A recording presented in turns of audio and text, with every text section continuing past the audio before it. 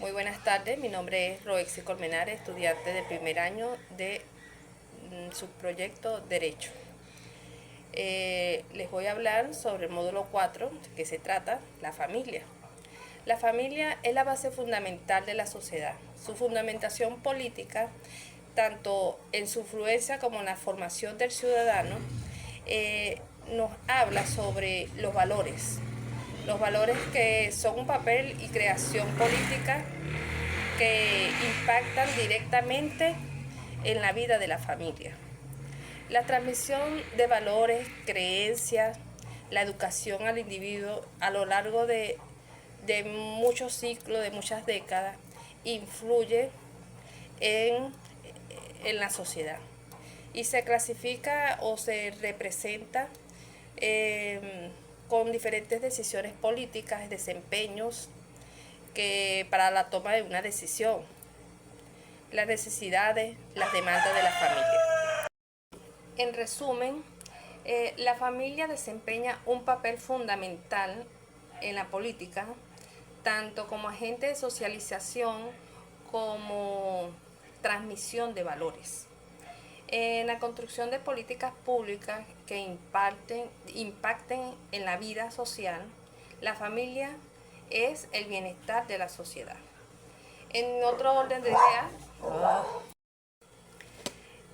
le hablaremos a continuación sobre el parentesco. El parentesco se establece a través de la línea paterna entre personas que descienden de un mismo varón. El derecho romano, la agnación, era el parentesco jurídico que se fundaba en la potestad del pater family. Este tipo de parentesco tenía relevancia entre familias, este tipo de parentesco en aspectos religiosos, legales, especialmente en la transmisión de herencia y otros derechos. La cognación, por su parte, era el parentesco de consanguinidad, es decir, el vínculo que había entre que compartían personas del mismo al centro, o sea, del mismo centro en común, sin importar si la línea de descendencia era paterna o era materna. Por decir, un primo, un tío, que a veces decimos el tío primero, el tío segundo, el tío abuelo, son personas que descienden o de papá o de mamá y sería en la parte consanguínea, cognación. Agnación, por su parte, es las que descienden de un mismo varón. Eh, Viendo en la parte jurídica, pongamos de consanguinidad, que es sangre, y afinidad, que es matrimonio, y adopción, que es la parte civil.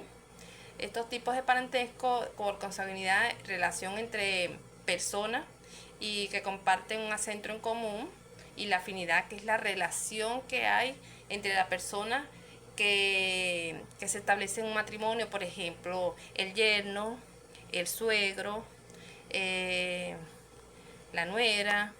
Todas estas personas son por afinidad. ¿Por qué? Porque se contraen o se adquieren una familia nueva por afinidad, por el matrimonio que se contrae. En este mismo orden de ideas le hablaré sobre el pater family. El pater family en la antigua Roma era la máxima autoridad. Está el padre de familia, o sea, era la patria potestad, como decimos, hoy en día. Era el que podía tomar hasta la decisión si vivía o moría un hijo.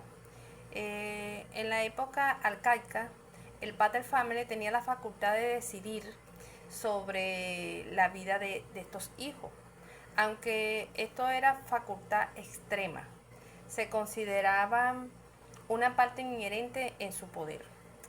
Las decisiones sobre el matrimonio, el pater family tenía el derecho de aprobar o rechazar el matrimonio de un hijo.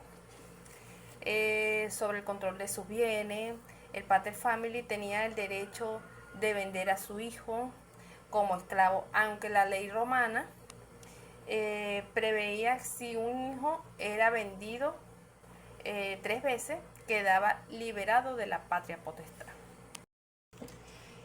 Por otra parte, el patria familia, o sea, la patria potestad, se fue atenuando y los derechos y deberes de los hijos y de los padres se fueron igualando.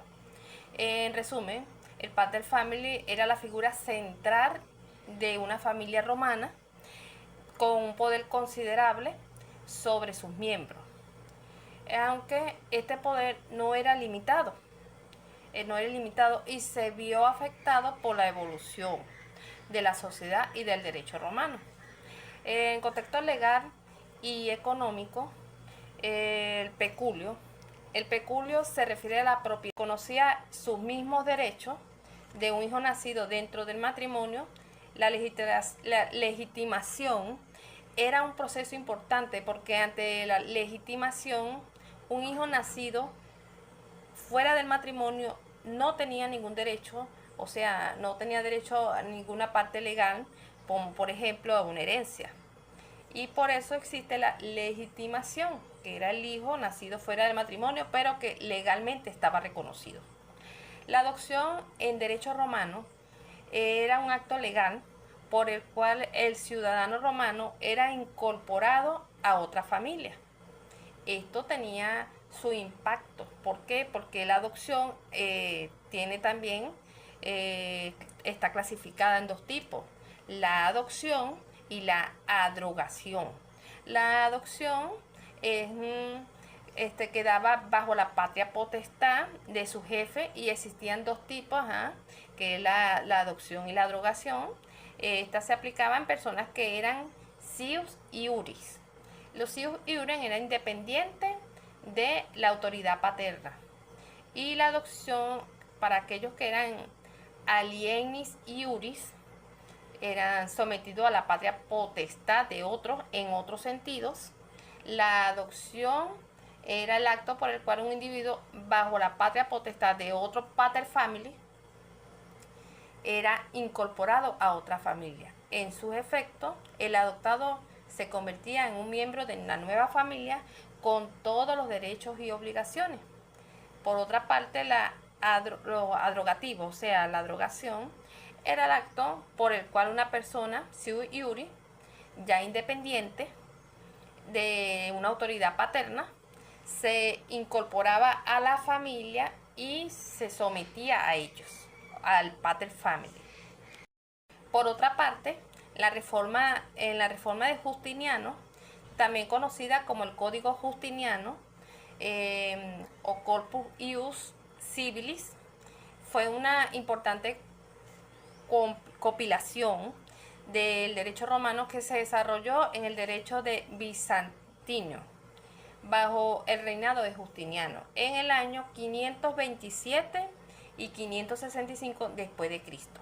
Su objetivo principal fue racionalizar y actualizar el derecho romano, eliminando contradicciones y creando un código legal coherente más accesible. La tutela, por otra parte, cuando estamos hablando también de todos estos derechos del ciudadano, también hablamos de la tutela, que se refiere a dos conceptos principales: la acción de tutela constitucional y la tutela de menores. La acción de tutela es un recurso legal para proteger los derechos fundamentales cuando son vulnerados o amenazados. Existen varios tipos de tutela. Está la tutela impúberes, está la tutela del derecho romano, que es una figura legal protegida a los menores que no habían alcanzado la pubertad, otorgando a un tutor la responsabilidad de velar por sus intereses, especialmente a la administración de sus bienes. Por otra parte, la tutela legítima es la que se establece directamente por la ley, mientras que la tutela deferida es aquella que se otorga a través de un nombramiento judicial. En esencia, la tutela legítima es la que la ley establece como un derecho en ciertos casos, y la tutela deferida es la que se declara un juez. También vamos a hablar sobre la tutela perpetua. La tutela perpetua de la mujer, o sea, tutela de por vida, en el derecho romano se refiere a la situación legal de las mujeres que, aunque eran libres y autónomas, sui iuris, estaban bajo la tutela de un hombre designado en un testamento para proteger sus intereses legales. Cuando perdía ese derecho de tutela perpetua ese hombre? Bueno, cuando la mujer se casaba, o sea, con el matrimonio. También hablamos de curatela. La curatela en Roma era, en latín cura, era una figura legal completamente completaba la capacidad de obrar de personas que, aunque no estaban sujetas a tutela, como los menores, tenían alguna dificultad o discapacidad parcial que les impedía actuar por sí mismas. En estos casos serían, por ejemplo, las personas especiales con una discapacidad, que son mochos, que les falta una pierna, que tienen problemas mentales. Estas personas no podían valerse por ellas mismas y por eso se les daba una curatela a otra persona que los iba a representar. O sea, que no contaban con su salud mental o no pueden valerse por sí mismos. También les podemos hablar sobre el peculio. El peculio se refiere a la propiedad personal o al dinero de una persona con hijos. Tiene bajo su propio control y la disposición sin depender de una entidad superior o de un patrimonio común. Es decir, el dinero o bienes de una persona pueden usarse y manejarse libremente, a diferencia de bienes que están sujetos a la administración de un tercero de una institución. El término peculio tiene sus raíces en latín de peculium, y que se refería al ganado pecus, que el esclavo podía tener y usar a sus propios beneficios fuera del dominio de sus propietarios.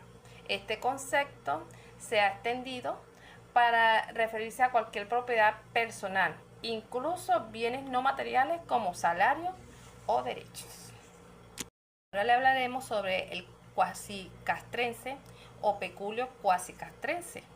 Este se refiere a los bienes que un hijo, familia o hijo sujeto a autoridad paterna adquiere por su trabajo un ámbito público, especialmente en el antiguo derecho romano, que permite cierta autonomía en la gestión de esos bienes. El concepto o origen de ese término cuasicastrense proviene del derecho romano, que se refería a los bienes de un hijo de familia que podía adquirir por trabajar en una burocracia estatal o en otros servicios públicos. Aplica a otros ámbitos. Más allá de ámbito militar, se extiende a bienes adquiridos por ejercicio de profesiones liberales, dignidad eclesiástica o incluso por la donación del emperador o de otros beneficiarios. Autonomía del hijo. Aunque el término cuasicastrense o peculio no se usa mucho ahorita en estos conceptos, no como en la parte romana, sino en la actualidad, sí tiene mucho que ver ahorita, porque es lo que decimos, bienes adquiridos por hijos, como funcionarios públicos, los bienes de un hijo familia que reciben como retribución de sus funciones en la iglesia, los profesionales liberales como el abogado, el médico, los regalos o donaciones que se le hacen a hijos y familias. En resumen, el cuasicastrense es un término jurídico que se describe en los bienes que un hijo de familia puede adquirir por su actividad laboral. En este orden de ideas le hablaremos sobre la lustae nuptiae, es decir, sobre las nupcias. La nupcia era el matrimonio justo, legítimo en el derecho romano, reconocido por el Estado. Esto tenía que contraerse con el consentimiento de ambos cónyuges y con ausencia o impedimento legal. El concepto de lustae nuptiae se diferencia de otras uniones como el concubinato, que no era considerado matrimonio legal en Roma. la iustiae nuptiae era la base de la familia romana, con obligaciones y derechos para los cónyuges, como la procreación, de la cohabitación, el cuidado de los hijos, la administración de bienes. En resumen, iustiae nuptiae se refiere al matrimonio legal en el derecho romano.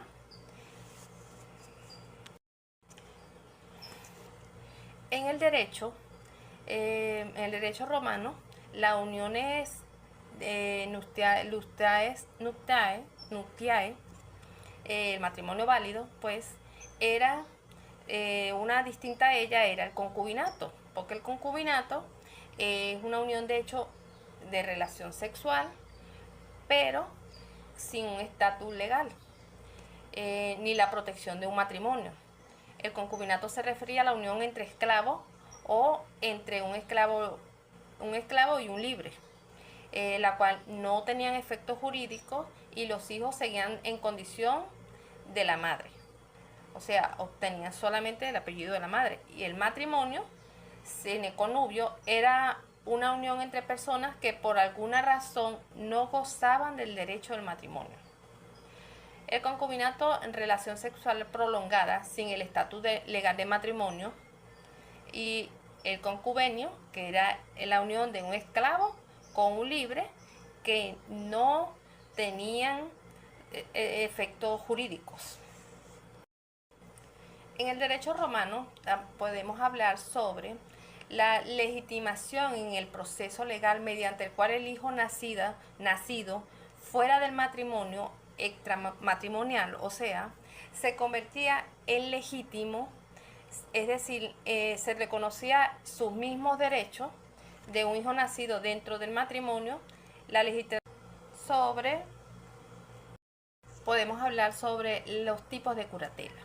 Hay muchos tipos de curatela, por ejemplo, la curatela de furioso, cura furiosi, que se aplicaba a personas con enfermedades mentales que le impedían tomar decisiones racionales. Está la curatela pródigo, cura prodigi, que afectaba a personas que malgastaban su patrimonio sin consideración. Está la curatela del menor emancipado, que este tipo de curatela era para menores que habían alcanzado su mayoría de edad legalmente, por ejemplo, a través de un matrimonio o una concepción especial, pero que aún no tenían la capacidad de administrar sus propios patrimonios. La curatela de debilis, cura debilis, se aplicaba a personas con discapacidad física mental que no podían gestionar sus propios asuntos. La curatela de los menores, cura minor, que esta curatela era para menores de edad que por diversas razones no estaban bajo la patria potestad de sus padres. Y está la curatela de accente. La cura accenti se utilizaba para administrar el patrimonio de una persona que estaba desaparecida ausentemente sin que pudieran determinar su paradero. La curatela de patrimonio yacente, que es la cura hereditatis. Esta curatela se aplicaba para administrar el patrimonio de una persona fallecida antes de que fuera nombrado un heredero.